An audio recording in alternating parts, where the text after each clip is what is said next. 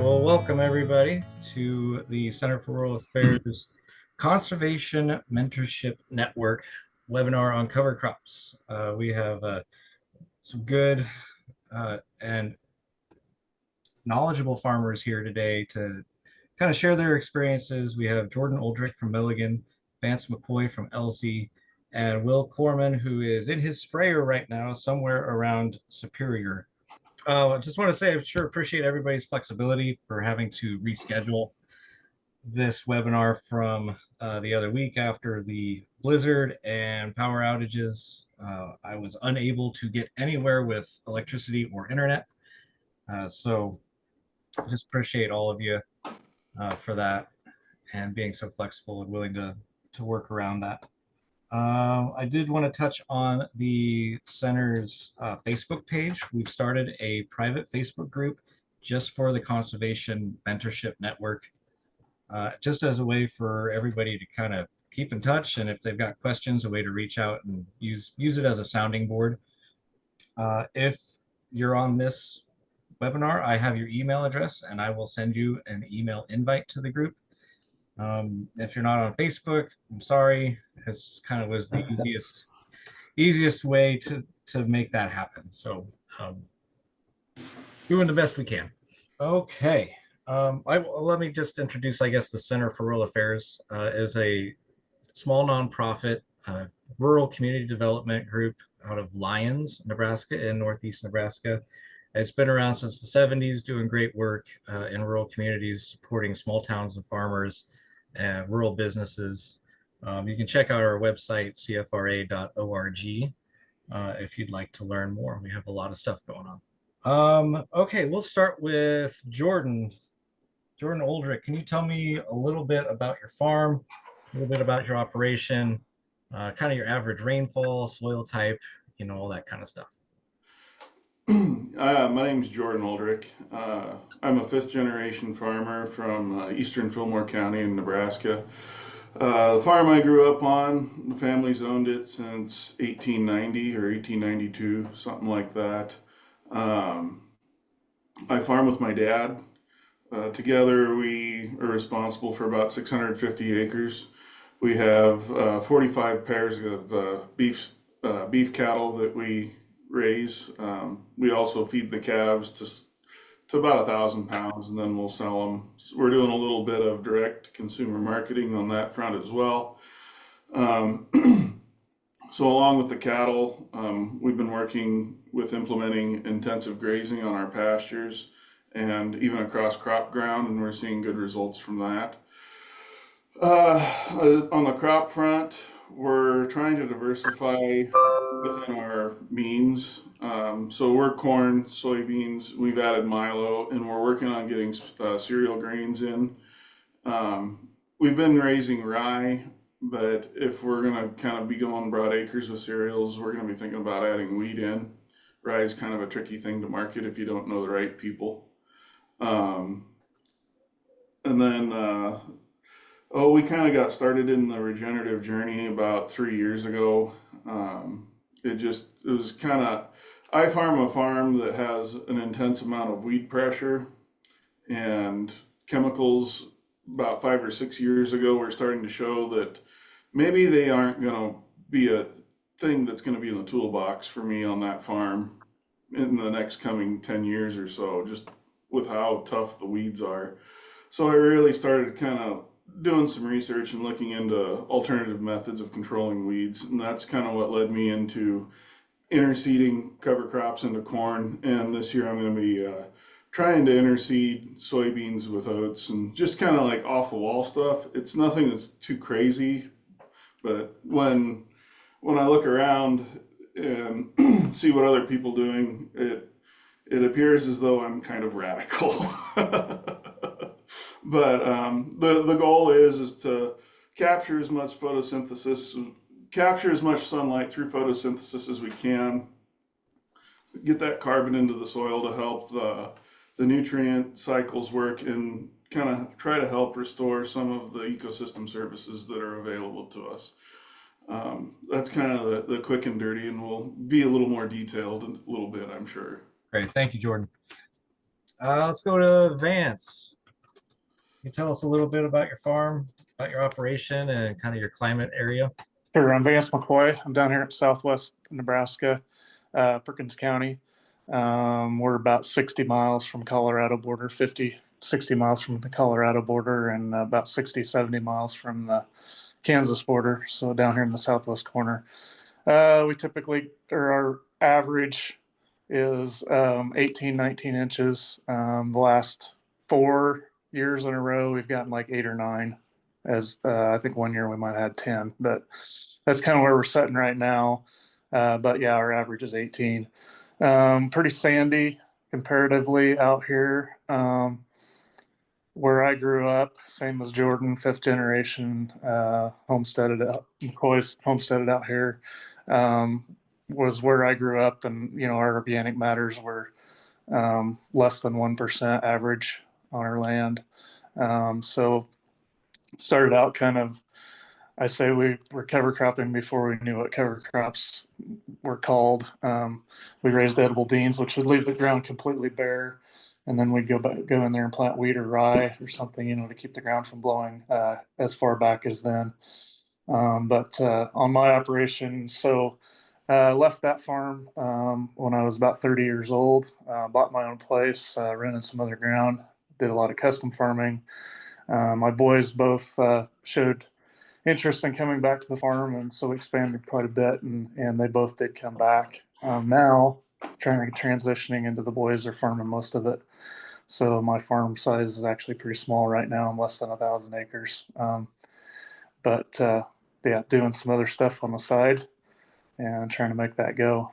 So as far as my cover crop journey, we started really getting heavily into it in 2012 when we started 2012, 2013, we started no-tilling most of our acres.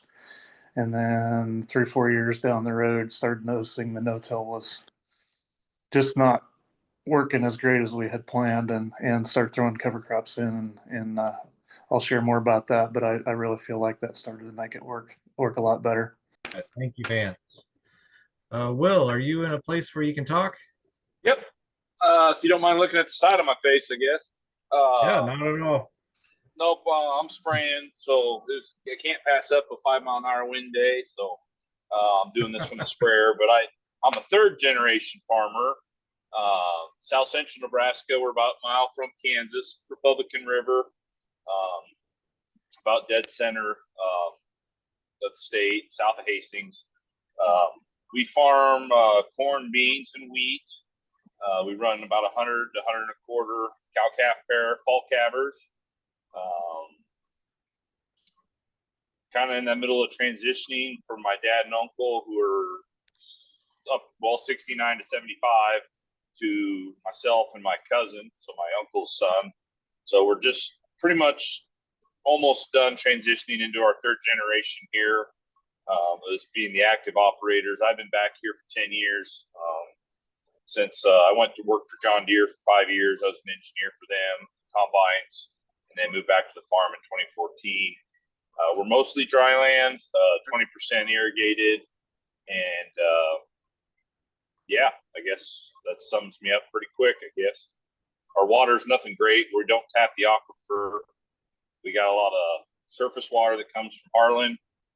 Runs 3 of our pivots, and the other 3 have like 2 to 3 wells. So we got to be pretty intelligent with our water because it's not unlimited. We're just outside the aquifer's reach, fortunately. So that's the gist of me, I guess. All right, thank you, Will. Is it okay if we stick with you for a second? Yeah, no problem. All right. Well, let's just go right into, since you're talking about your limited water supplies, I hear a lot of times people are trying cover crops, and the biggest limiting factor is moisture. And can you talk a little bit about some of your experience with implementing cover crops in a moisture limited area, and kind of the decisions that you're kind of forced to make, when considering all of that? Yeah. So I guess, I should say a little more. We've experimented some with cover cropping. Other than, we're been no-till since the 90s. And wheat's been a critical component in our dry land rotation. We really get a huge pop the following year from wheat stubble. I'll budget anywhere from 30 to 50 bushels of extra corn yield on wheat stubble. 1 year, now granted it's only 1 year, we did do a little bit of cover cropping in the wheat stubble. And of course you do get tremendous growth. And we did graze some of it, not all of it. And obviously weed control, I mean, there's a lot of benefits. I'm a firm believer in the concept. I mean, weed control was pretty sound. You had a nice blanket out there. But then, like, you could tell between the two, the yield pop wasn't 30 to 50 bushel anymore. It was only, I don't know, maybe 10, 15. Granted, that was only 1 year. But in our whole operation, the way we play is, moisture is pretty much our most valuable asset. So we quit kind of doing it on dry land. We'll still implement it on irrigated a little bit, especially only following beans. We don't usually screw around with corn stalks. It's so late in the year. But following beans, we'll throw some rye, and I think I've done forage barley in the past. Something that'll give me some rapid growth and not like die off on the first freeze to graze the cattle on, because we only have 100 head. We graze them on our irrigated stalks only. And then the only other dry land component of it is when we chop corn, we usually chop 20 to 30 acres. I will throw cover into that right away. I don't remember who said it, but just to keep it from blowing. I mean, the weather's getting so stupid out here with dry and the wind blowing. It's just ridiculous. You can't almost leave bare dirt. When you chop corn, you don't leave a lot. So we implement something right away out there. And between all the nutrient loss of harvesting that residue and then moisture, like last year, we had, I'd say, average corn yields. We were fortunate we got just enough rain. But I mean, I could tell to the line exactly where we chopped and didn't chop. Now, I'm not saying that's all cover crop. Like I said, you take a ton of nutrients out when you don't leave any residue. So I certainly understand that. But I do find the value. If we had more cattle, I think it'd be a no-brainer. You could get so much more. You could get the value lost on the yield back, feed quality and quantity. I know some of our neighbors that have a tremendous amount of head of cattle.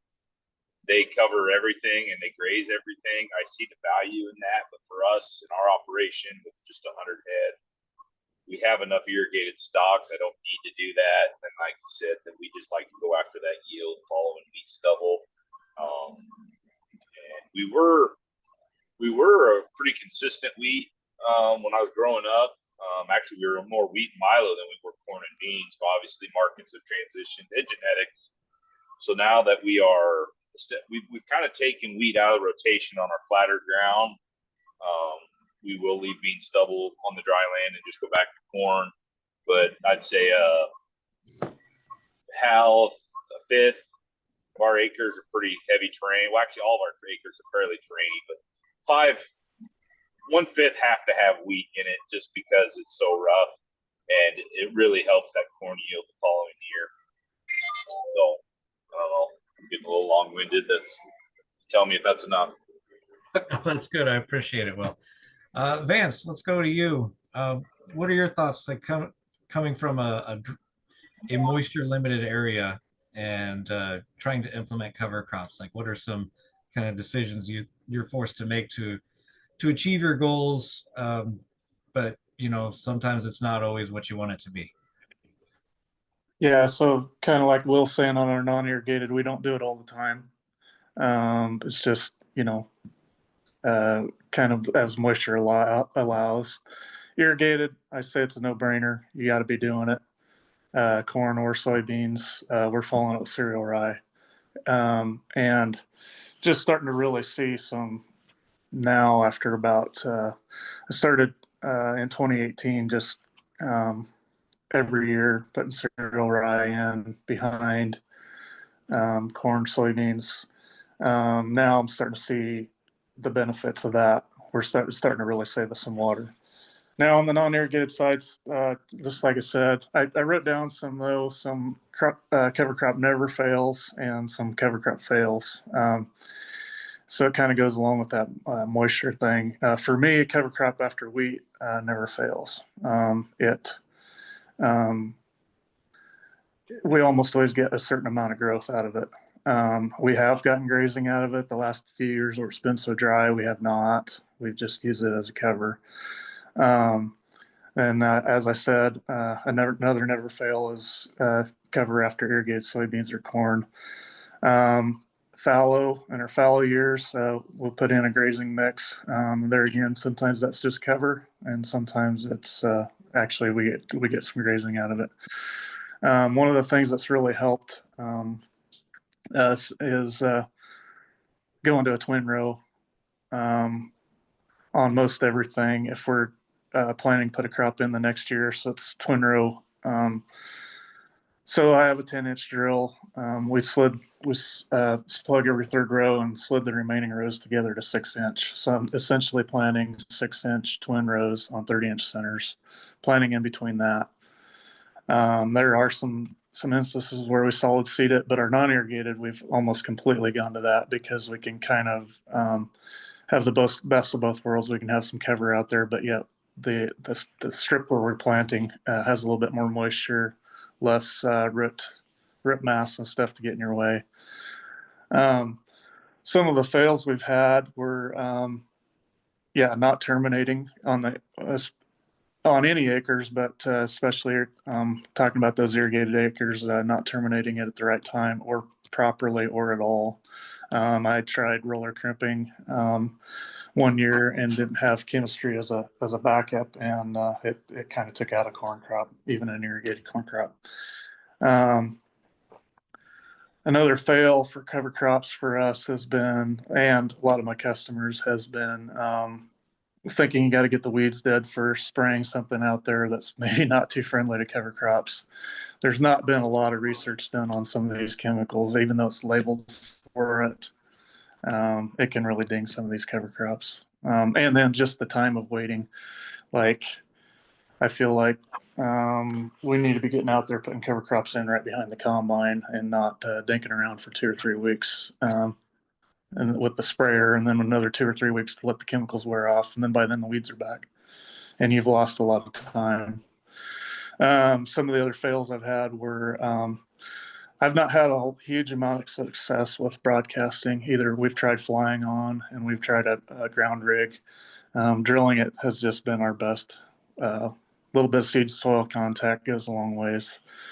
And then another one is just taking it off too much, whether we grazed it into the dirt or took it off for hay or a combination of the two. So those are some of the things that have worked and have not worked for us. But I guess going back to the no-till, the more I'm into this, the more I'm concerned. I wish I'd have started with cover crops even before I eliminated the tillage. I think it's just such an important part of what we're doing. Just building that structure back and I went several years of,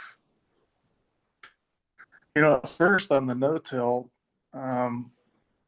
So soil is about 45% minerals, about 25% air, 25% water, and give or take 5% organic matter, depending on your organic matter. But if you take the air out of that equation, you can't get water in it either. And I think some of the first years when we were no-tilling, we took the air out of the equation and water was running off, and it was hard as a brick when we were trying to drill our wheat. And that was some of the first success I saw with cover crops was on our fallow year, going in there and getting some cover on that ground and getting some structure built up so that we could actually get a stand of wheat that fall. So like I said, just kind of learning that as we go. You do kind of take a yield hit when you start no-tilling a little bit. And I think it's because of that, the air and water side of the thing. If you don't have air or water in there, you basically got rock. And that's what we were ending up with at times. So, and tillage kind of alleviates that because it opens it up temporarily and gets some air and water in there. But so anyway, I've often told people I wish I would have, when I started no-tilling, I wish I would have started covers right away. So. All right. Thank you, Vance. Jordan, your thoughts? I I neglected to answer one of your questions when you asked me to introduce myself. I'll tell you a little bit about our soil and our water regime. We're mostly irrigated crop ground. I do farm a couple hundred acres down by Milligan. It's south of the cutoff, so it's dry land. But what I will say about our regime is usually we get between 24 and 30 inches of rain a year. Um, sometimes it's well below 20, but that's just kind of the name of the game down here. Most of our soil organic matters are between 2.5% and 3.5%. We do have one farm that's in bottom ground where we're pushing 4. Um, so that's a little added context. We talk about failures, and I don't really like the term failure. I like unintended outcome. Failure implies that you didn't learn anything from it. As long as you learn from your unintended outcomes, I don't know that you can really truly call it a failure. Um, let's see. So limiting factor on the dryland stuff is water. And through my own study of, just advancing my own education, I attended a soil conference about a year ago where they had a professor from Purdue. And they were working with several producers in Indiana and Illinois trying to address the yield lag with rye. And I've been working on my own trying to figure out how I'm going to interseed cover crops into my corn and stuff like that. And then it slapped me upside the head. They showed a study in a high yielding environment where that's exactly what they did. They instead of having a solid stand of rye, like Vance is talking about, they went out and they interseeded and they left strips to plant. And they found that to be worthy of 20 to 40 bushels in a high yielding environment when it comes to corn. So then I was like, well, darn, that makes a lot of sense. We have an interseeder that can help alleviate some of our moisture concerns, at least in the dryland side of things, as far as getting a good stand, dealing with roots, dealing with all the matter and stuff that's on the ground. Because we have a 7,000 series John Deere planter, like the first maxi merge. We're very limited on down pressure. There's no bells and whistles on this thing. It just plants. That's what it does. So that made a lot of sense. Just give yourself a leg up in a place to plant. I guess you could call this a horror story. About 5 years ago, because I couldn't get Dad to try any of the cover crops like rye or anything else. So my horror story was 5 years ago, I did a solid stand of rye right after soybeans. We had a little bit of break, so it was like October 10th or something. I went out there, put rye in, looked great, came up great, all that. And it was raining that spring. Like, all right, cool, we're good to go.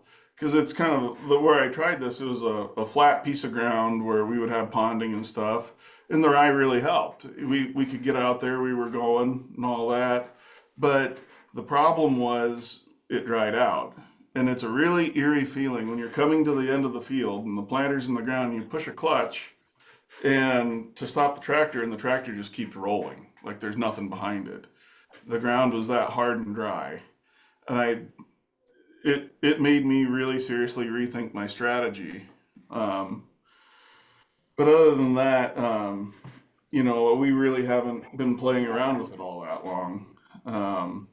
But what I will say from the things that I have seen with our covers is like Vance was talking about getting air into the soil. We haven't been using anhydrous on our farms. That's just something we didn't do. And what we noticed this spring is like when we go out and we're in the cover crops, you stick a spade in the ground 10 inches and you pop it out. There's like 10 to 15 worms in each spadeful. And you can see the giant nightcrawler holes that come up through the hard pan and stuff like that. And like you want to talk about getting water into your soil and air and like just allowing that allowing those cycles to begin again, you have to have air. So kind of long-winded way of saying it didn't feel like I said much, but that's kind of some of our experiences. Sure. Thanks, Jordan.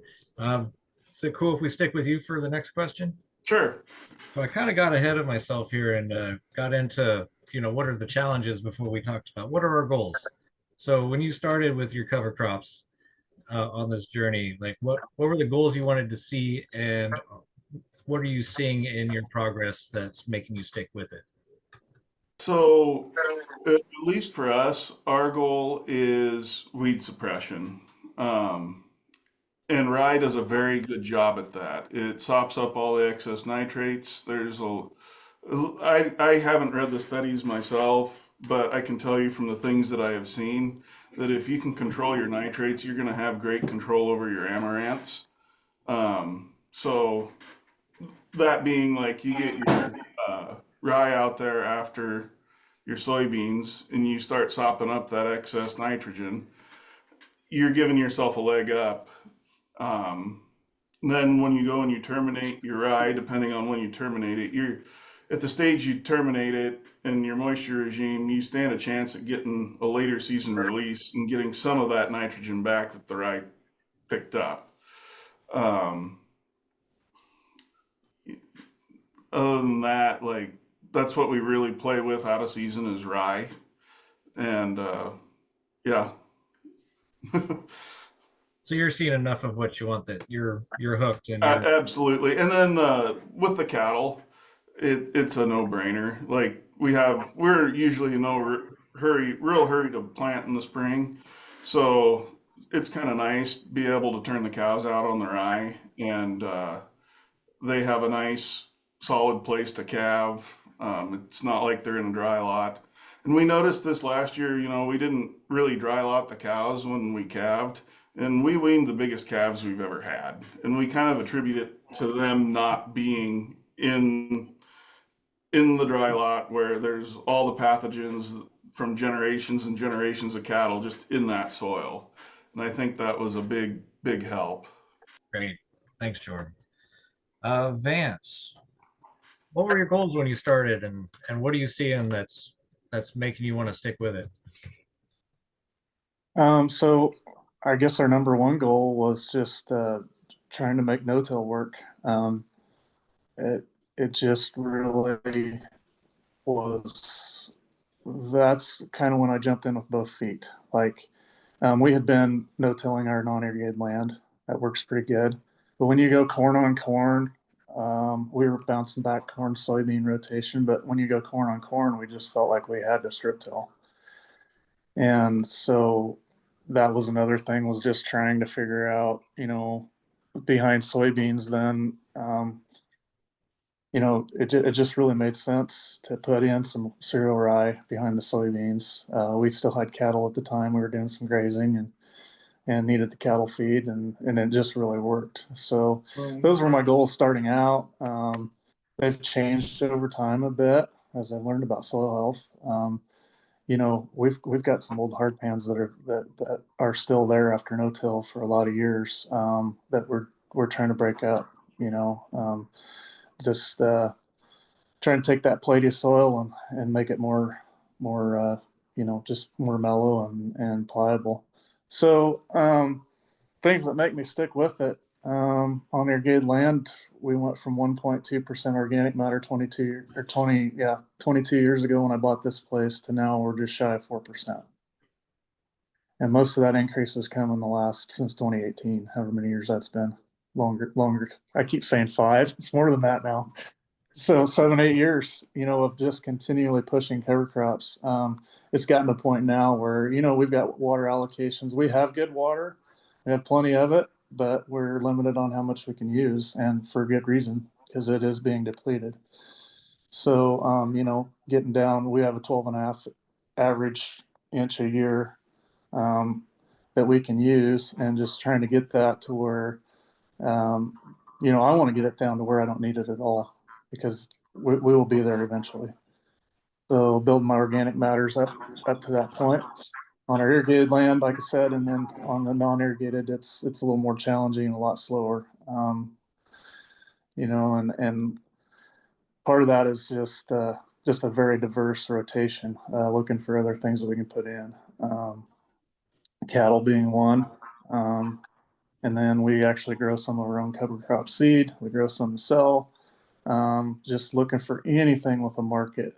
And like I said, it's not cover crop so much on non-irrigated as it is just a very diverse, continuous crop rotation. And we've seen benefits from that too. I've said these last few dry years, if I would have started out doing the things I'm doing now and had built the resiliency that I've already seen earlier, I mean, we would really be in the driver's seat. Great, thank you. Will, are you in a spot that you can talk? Yep. All right, same question to you. I know you're pretty busy right now, but so what are your goals with cover crops, and what are you seeing from them that makes you think they're worth it? Yeah, well, I'll start off already. I can tell I'm the least educated compared to the other two on on cover crops. I know that I can tell. I'd say I'm more casual than they are about doing this, but we're just at the very beginning as well. But on the irrigated, I think Vance mentioned this. I'm actually throwing a lot of radish and turnips in with the rye to try to break compaction, just because obviously higher yield, higher traffic with the equipment. And then I do that when I mentioned earlier, when we chop silage, that mix is essentially a third radish, a third turnip, and a third rye. Because my primary goal, because they said that it's on dry land, I'm strictly, with all the traffic from silage and everything, I'm only going after compaction and then hopefully getting enough growth that it keeps it from blowing. So basically cover for evaporation and then to break the damage done by chopping. On the dry land. If we get back into it, like I said, I just don't. If we might have the potential as some younger guys come back in. Our fourth generation is basically in high school. At least my cousin's kids. My kids are way young yet, so I don't know when that'll happen. But if we grow our cattle numbers, because we'll have more labor then, then we might start dabbing heavier into the dry land. But what I'm normally going after is compaction and cover. And then on the irrigated, it's the compaction. And then obviously cows love radishes and turnips. So we try to get a good growth if we can get it. And then you turn the cows out there after, start of the first of the year. And the years we've had the most success, I think Jordan mentioned this, boy, those are the best calves. We had the calves out, we fall calf, right? So there's 300 weights out there with the cows paired up, and they're munching on the basically, I wouldn't say rotten, but froze. They're not live anymore, radish, turnips and stuff. And boy, they look pretty good. But, that was, trying to think, that was 2014. It was the best year we had. But I think that was the year we didn't get any water. So I don't even know if that went in. That went in August. That's why that cover crop went in really well. It was fallow until then. So that would be my goals essentially, is mostly compaction, making big holes for moisture and penetration, aeration, and then cover or forage or feeding for the cattle in the winter other than just stalks, because typically our 4 pivots are all next to each other. Well, my rotation's never all the same, so I don't have 4 quarters of corn stalks, but we fence it all together for the most part because it's less work. Well, I'm going to have bean stubble out there if I can. I might as well throw cover in there too, so cattle are going to be on it regardless. So that's, like I said, I'm not near as progressive as the other two. We're very casual about it at this point, but that's why I'm in this call and I'm listening to these other guys, because I think there's opportunity. I think Vance is really ahead of the game. I mean, it's going to be a dire need, I think. Well, dire might be strong, but it's going to be a key player as we move forward. As water gets more and more limited, I get the concept of establishing that. Organic matter, I guess, would be the third thing if I can get it. Most of our organic matter is 2 to 3. So yeah, I wouldn't mind seeing that residual, but I'd have to be more consistent. From what I've read, I got to be a lot more consistent to have any impact on organic matter, and I haven't been able to pull that off just yet. Hey, thanks, Will. Yeah, that's one reason I wanted you on this call, is I wanted some diverse perspectives of people who are different places in their adoption of these practices. So sure appreciate you for that. Let's go to Vance. Let's go to cash flow. Like, this doesn't work unless it pays, right, Vance? So Right. how do you Yeah.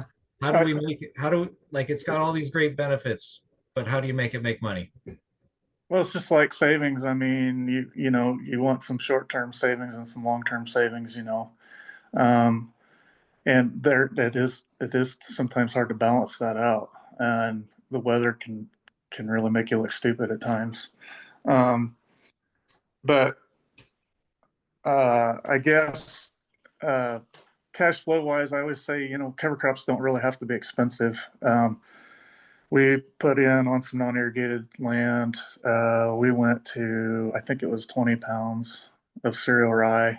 It was after some mediocre dryland soybeans, and did the twin row that I'm talking. And then the plan is to go back in there with corn.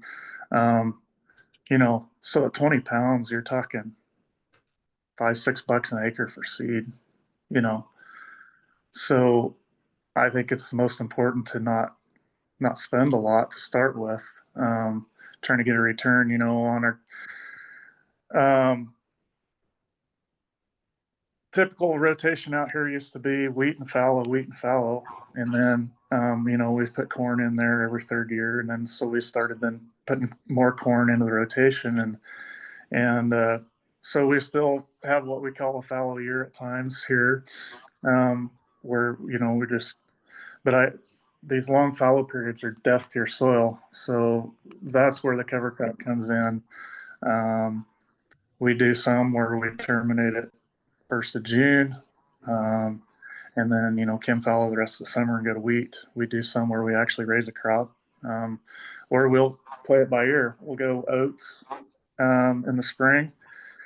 If they look really good, you've gotten a lot of rain, we'll harvest those for seed or grain, and then go back in. If you got good moisture, we'll go back in the fall with wheat. If you don't, we'll go into corn the next year, just depending on what Mother Nature gives us.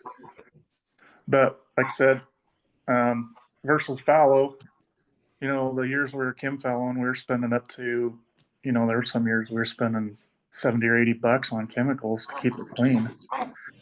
So if you Oops. Hey, Vance, sorry, I accidentally muted you. Can you unmute yourself? there we go. Apologies, cut you off like that. So another way to make it cash flow is really by chemical savings. So like I said, that year after we harvest our wheat, we put that in there right away. We're not spraying it. We're just letting it's just amazing how you just don't have any weeds. If you can get that cover crop germinated, if it's too dry for that, you're not going to have weeds anyway. You know, that stuff will lay there. And I always say plant it because you want to be on equal footing, if not ahead of weeds. So if you've got that in the ground and you catch a rain, you know, you're going to at least be on equal footing with the weeds. So I guess those are some ways that we make it cash flow. And then the grazing, you know, on the irrigated acres, we're getting some really nice grazing out of it at times, that pays pretty well. Thanks, Vance. Jordan, you're 3 years into this, and I should apologize for this question. It's like asking people like, how do you make your money? So it's kind of a rude thing to ask, but how are you making it work, Jordan? 3 years in. So this year I'm going to be going broad acres with interseeding cover crops into the corn. And the way that I don't know how to put it other than what I'm really truly focused on is trying to build organic matter as quickly as possible. So how do you do that? And what concessions are you willing to make? And are you willing to go slow in order to go fast later? So I've pushed numbers on spreadsheets and stuff like that, and we have highly productive ground. We can raise 250 to 270 bushel irrigated corn if we want to. But when we start looking into with the interseeding, you know, being able to pretty much forego a herbicide program. The only herbicide pass we're making is clethodim to burn the rye down.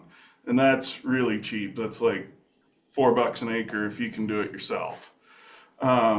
So through my observations last year in my plots where we did interseeding, and even nitrogen reductions on cross pole farms and lowering yield goals and like trying to keep the ROI somewhat close, we can make things float at about 210 to 225 on irrigated for a yield, and we're saving $60 an acre on chemicals. We did not have southern rust last year. It showed up, but it didn't proliferate. So what we were finding there was our bricks levels were higher. Something in our soil was working better than across the road because everybody in the area had really bad southern rust. So we didn't have to spray fungicide, we didn't have to spray insecticide. We were watching all these things, and nothing really ate our lunch last year. So if you really start boiling it down, we're probably saving $100 an acre on the chemical cost, and then we're saving a little bit more by reducing our fertilizer applications, and then we're doing non-GMO seed where we can, and like all those things, you're slowly turning over your soil biology. You're like I said it before, we're just trying to make everything function like it used to, and through just trying to get as much exudate into the soil to feed the biology, that is key and paramount to at least what we're trying to do. I think that's pretty much what I have on what we're seeing with the numbers and stuff like that. Soybeans, we're also trying to plant naked soybean seed. You're saving 10, $15 a unit there. I just try to work with nature as much as we can is what our goal is. Awesome. Thank you, Jordan. Will, is there anything you'd like to add to that? No, like I said, we're so new to this. I guess I think Vance mentioned that we fallow or we sell it, skip fallow. It's all spent by $30, keeping it clean. It's be about $30 to be able to put a seed into it. And the year we did do it on wheat stubble, it did keep it clean. So it's just exchanging one thing for the other in that case. Other than that, like on the irrigated stuff, I don't really think a lot of it's being through compensated or programs started it through CSP incorporating crop compensation. So I guess I haven't spent a lot of time evaluating that, but I mean we're not in CSP into it like boards and band cards. I can't really give a really honest good answer on the value of this yet as far as keeping extra money. All right, thank you. But you found NRCS programs to be valuable to take up some of the extra cost associated? Oh, God, yeah. I mean, I'm a huge advocate for CSP. Actually, I think I had an article with you guys about that. Try and do stuff like this, it's no brainer to help mitigate financial risk to do something new. I mean, that's what we're designed to do. Implement new ideas, new operations to your farm, and mitigating financial risk. I'm a huge advocate for CSP, and that's how we started in the first place. But I've only kept it on the irrigated because the driving scared me so much. Great. Thanks, Will. Well, we've got about 10 minutes left here. I think we'll just open it up for questions. If anyone, we're a small enough group. If anyone has a question, just, raise your hand or unmute yourself. I actually have one for Will and Vance, because I'm not real long into this. What are you seeing with compaction in conjunction with having the additional root mass out there from having cover crops whenever it is? Like you go out to plant in the spring with the rye. Do you see less compaction, more compaction? Is the challenges that you face with it, are those challenges greater than just the compaction that you seem to be mitigating? I guess I've never seen it cause compaction.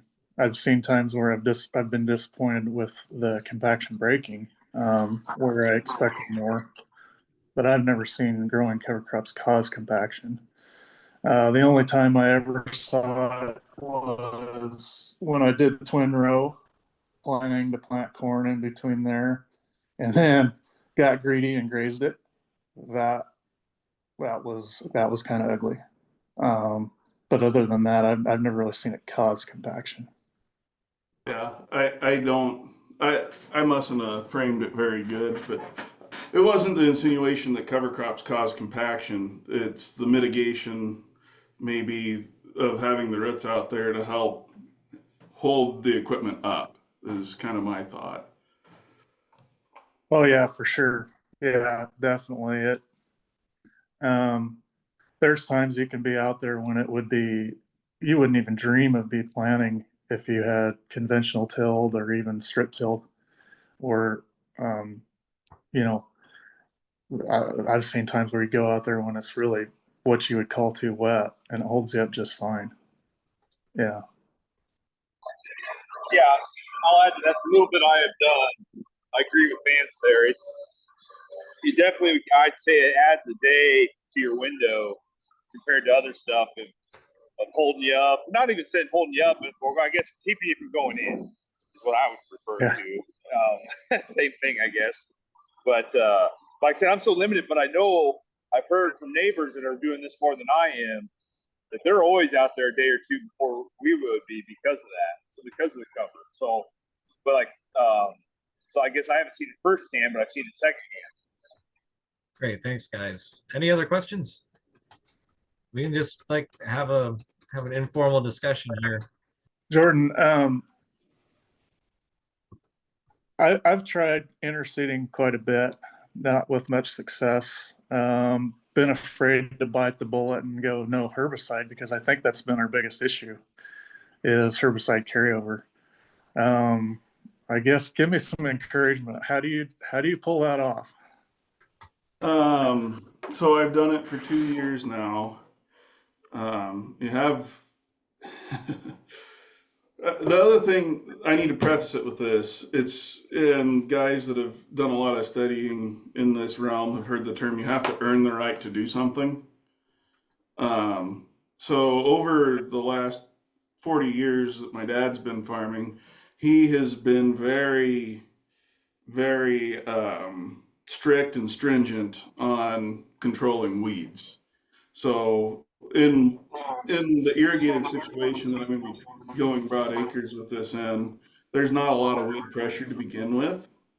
Um, but circling back, um, so how I did it last year was I had interseeded rye.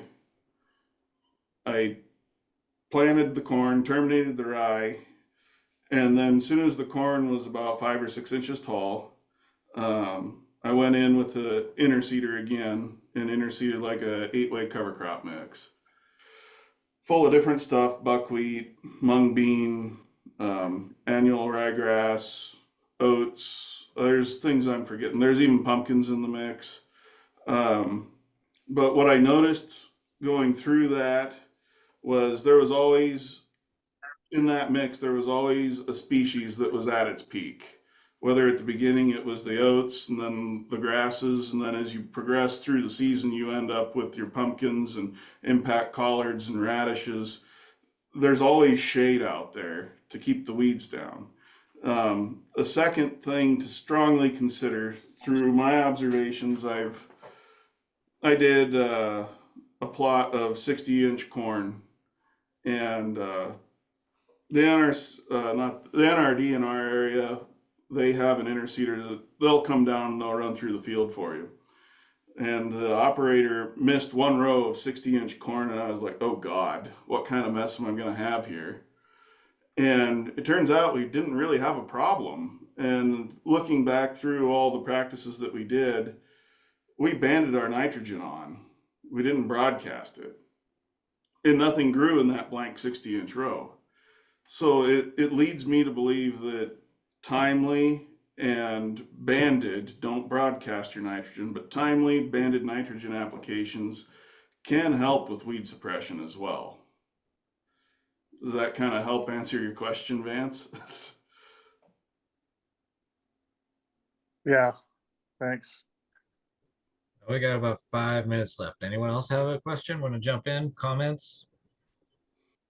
Well, Will, Vance, and Jordan, you guys are welcome to just kind of let's just have a session. Like I really enjoy So I have when we another get question together and just kind of like feed off of each other and talk shop. Yeah. I got a question for Jordan again. Uh-oh. How does that work on your crop insurance interseeding? Is it an issue? No, as long as you, from my understanding, because I've talked with my insurance agent about this, from my understanding, as long as you terminate the rye the day you plant or before, they don't have any issue with you having a cover crop out there. As far as the in-season interseeding, I even asked about that, and they didn't seem to have anything to say about it. So I wasn't going to ask any more questions than that.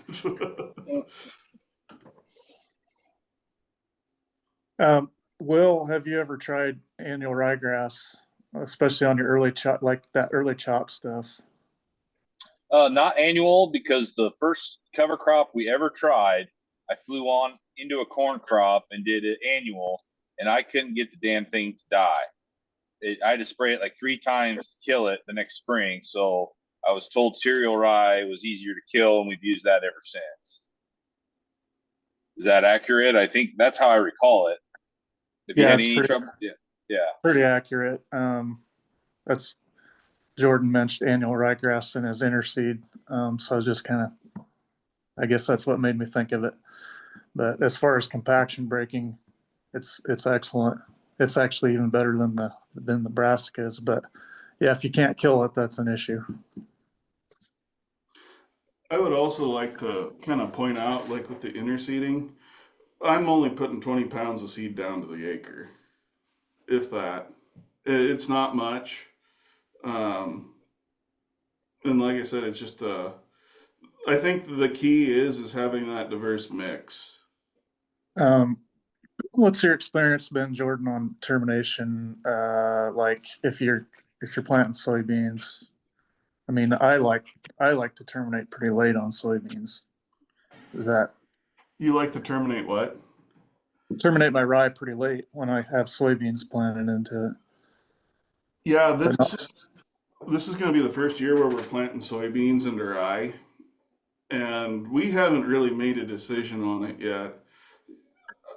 I know that there's kind of a synergistic relationship between rye and soybeans, and what I think is going to come down to is how big do we think it can be to get it to melt down appropriately, but not have so much of it that it causes problems at harvest. That's kind of, I think, where we're at. We're not quite, we don't have the equipment yet to be crimping. So that's working within what we've got. That's kind of, we're gonna learn something this year, I think. Yeah, we pushed it so hard one year that we had rye in our soybean sample. That was kind of ugly. All right, I think we're about out of time. Thank you guys so much. Appreciate you being so flexible. Appreciate you being willing to share your knowledge with us. And be on the lookout in your email for an invite to the Facebook group. And we can all kind of keep track of each other through the spring and planting season. And if you got questions, drop them in there, and we can all help each other. So we'll be in touch.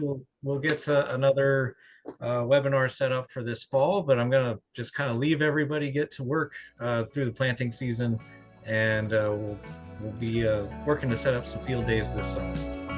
So thank you, everybody. Have a great day.